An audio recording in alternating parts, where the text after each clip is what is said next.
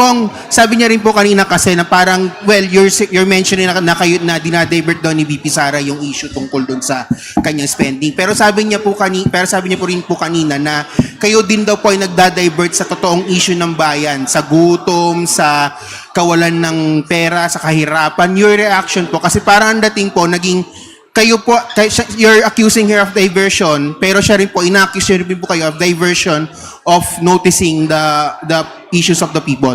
Well, yung spill niya kanina mukhang diversionary tactic din eh. Maganda nga po nasasagot yung issues. With regards po sa mga problems po natin dito sa bayan, the House of Representatives are on the ground.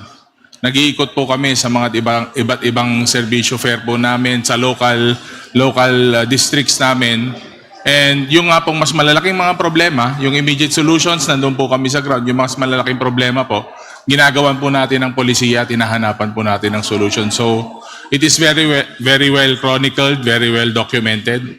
Makikita nyo po sa Facebook, sa internet kung ano pong ginagawa ng House of Representatives.